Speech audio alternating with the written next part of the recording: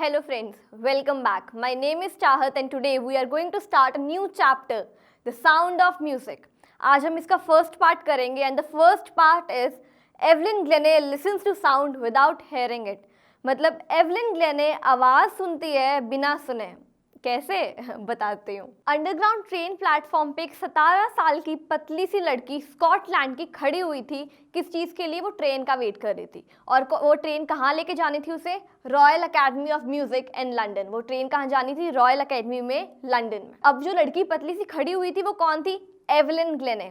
और उन्हें सुनाई नहीं दे रहा था. वो सिर्फ ट्रेन जो आ रही थी उसकी वजह से साउंड प्रोड्यूस हो रही थी, जो साउंड की वाइब्रेशन थी वो उन्हें सेंस कर रही थी.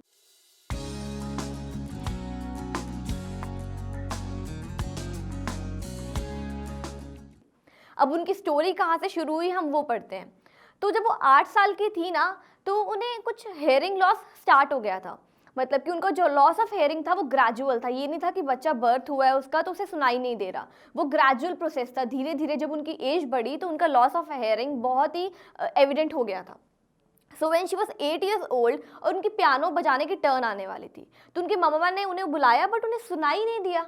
एवलिन को मम्मा को लगा कि कुछ तो गड़बड़ है. और एवलिन की मम्मा का नाम इजाबेल ग्लेने. कौन? इजाबेल ग्लेने.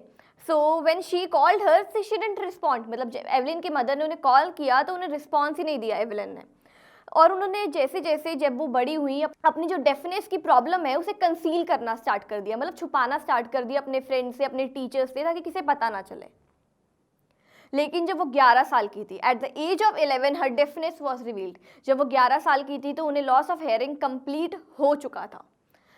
लेकिन उन्हें कभी गिव अप नहीं किया. She didn't give up. और उसके बाद वो स्कूल में थी तो क्या हुआ, सब टीचर्स ना उन्हें अर्ज करते थे कि आपके बच्चे को तो हेयर डेफनेस की प्रॉब्लम है तो स्कूल से निकाल दीजिए. But she never give up. उसके बाद उनके एक टीचर था, परकर्शनिस्ट. परकर्शनिस्ट का मतलब होता है जो बहुत सारे इंस्ट्रूमेंट्स बजा सकता है, स्पेशली ड्रम्स. तो उन्हें एक नोटिस किया कि एक लड़की ना जाइलोफोन बजा रही है. एवलिन ने नोटिस किया क्लास में एक लड़की जाइलोफोन बजा रही है और उसने भी कोशिश की कि मुझे भी सीखना है कैसे बजाते हैं जाइलोफोन, बीइंग डेफ. तब भी उन्हें ट्राई किया. और जब उनके परकर्शनिस्ट कौन, रॉन फॉब्स, जब उन्होंने ये इंसिडेंट देखा तो देखा कि लड़की के अंदर कुछ पोटेंशियल है. So he spotted her potential and asked her to do not listen through her ears. तो उन्होंने क्या किया कि मैं अब 2 ड्रम्स बजाऊंगा, लेकिन तुम उसे कानों से मत सुनने की कोशिश करना, सिर्फ म्यूजिक को सेंस करना, फील करना अपनी बॉडी में. तो उन्होंने क्या किया, 2 लार्ज ड्रम्स लेकर आए कि और दोनों ड्रम्स बजाने शुरू किए. तो एवलिन को उन्होंने क्या बोला था? Do not listen through your ears. अपने कानों से मत सुनो, बस इसकी वाइब्रेशन को सेंस करो. जो हायर वाइब्रेशन वाला ड्रम था वो उसे अपर वेस्ट पे उसकी वाइब्रेशन फील हो रही थी, और जो लोअर वाला ड्रम था वो उसे अपने लोअर वेस्ट पे उसकी वाइब्रेशन फील हो रही थी. तो उन्होंने क्या किया, एवलिन ने जब उसे आवाज़ से वाइब्रेशन सेंस हुई तो उसे पूछा गया कैसे हुई. तो उन्होंने बोला इसकी वजह से मेरा जो दिमाग है, माई माइंड एंड बॉडी, उन्होंने क्या किया, ओपन करे अपने माइंड और बॉडी को उसकी साउंड के लिए ओपन कर दिया, ताकि वो जो साउंड है वो अपनी बॉडी में फील कर सके. लेकिन उसके बाद उन्होंने कभी पीछे मुड़ के नहीं देखा. जब उन्हें वो साउंड और वाइब्रेशंस अपनी बॉडी में फील होने लग गई, उसके बाद वो यूके गई एक टूर पर एट द एज ऑफ 16. किसके साथ गई थी? यूथ ऑर्केस्ट्रा के साथ गई थी. वहाँ पर उन्होंने सोलो परफॉर्मेंसेस भी दी. उसके बाद बहुत सारे बड़े बड़े अवार्ड्स अपने नाम किए and got the mastery of some 1000 instruments. और आज वो 1000 से भी ऊपर उस टाइम पे तब वो इंस्ट्रूमेंट्स को मास्टर कर चुकी थी, मतलब बजाना सीख चुकी थी. हाँ, अब उसके बाद एवलिन ग्लेने क्या बोलती है, जो मेरी स्पीच है वो क्लियर है, मतलब मैं ठीक से बोल पाती हूँ because I could hear till I was 11. क्योंकि जब मैं 11 साल की थी तब मुझे अच्छे से सुनाई देता था, क्योंकि उनका जो लॉस ऑफ हेयरिंग था वो ग्रेजुअल प्रोसेस था, वो एकदम से नहीं हुआ था. And as for music, she explains that it pours through every part of my body and tingles in the skin, my cheekbones and even in my hair. तो वो क्या बोलते हैं, अगर मैं म्यूज़िक की बात करूँ तो वो सारा का सारा जो म्यूज़िक है वो मेरी बॉडी के अंदर टिंगल करता है. टिंगल मतलब वाइब्रेशन, सेंसेस मेरी बॉडी के अंदर अराउज करता है. मेरी चीक बोन्स के अंदर, इवन कि मेरे हेयर के अंदर मैं उसके सेंस कर सकती हूँ. जब वो जाइलोफोन बजाती है तब क्या करती है, sense the sound passing up the stick into the finger tips. जब वो जाइलोफोन बजाती है, जो वाइब्रेशन साउंड की पास होती है अपने फिंगर टिप्स पे, वो उसे फील करती हैं. और जब वुडन प्लेटफॉर्म पे कहीं बैठी होती है ना, अपने वो शूज़ रिमूव कर देती है और टैप करती हैं प्लेटफॉर्म पे बेयर फुट. और जब वो टैप करती है, जो वाइब्रेशंस है उनके फुट से पास होकर उनके माइंड तक जाती है, अपनी बॉडी में जाती है. In 1991, she was presented with the Royal Philharmonic Society's prestigious soloist of the year award. 1991 में उन्हें कौन सा अवार्ड मिला? Soloist of the year.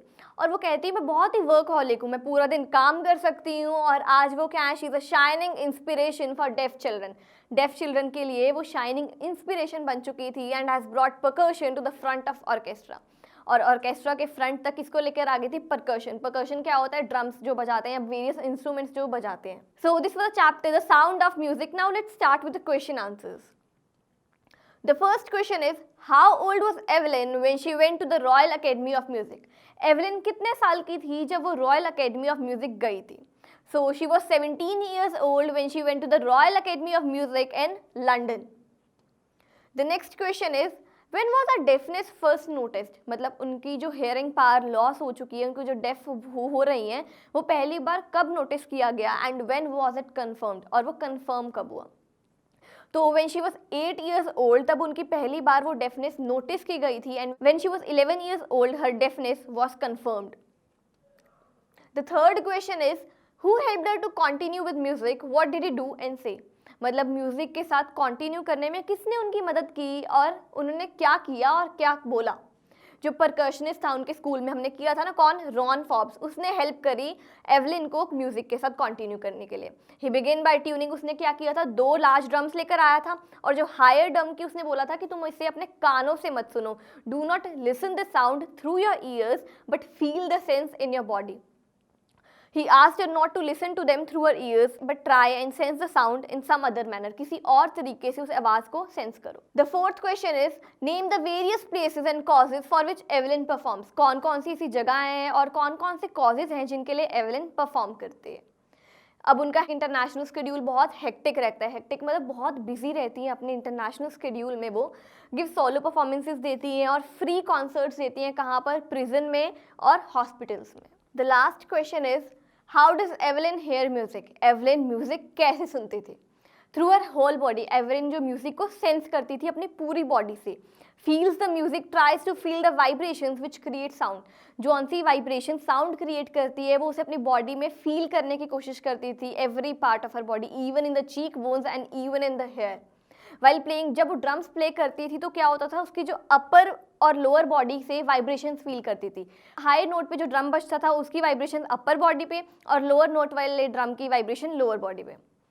उसके बाद जब वो जाइलोफोन बजाती थी तो क्या करती थी? Senses the music through her finger tips. Finger tips पे अपना म्यूजिक सेंस करती थी, जो वाइब्रेशंस हैं उन्हें सेंस करती होती थी। एंड जब बेयर फिट, और अपनी बेयर फिट से वाइब्रेशन सेंस करती थी। जब वो कभी भी वुडन प्लेटफॉर्म पे बैठी है, अपने शूज़ रिमूव कर देती थी, she used to sit bare foot, और उसके बाद वो टैप करती थी। टैप करने के बाद जो वाइब्रेशंस आती थी उनकी फुट से अपनी बॉडी में पूरा फील करती थी। So these were the question answers of the chapter the sound of music part 1. Evelyn Glennie hears the sound without listening to it. We'll meet you in the next video with the next part of the same chapter.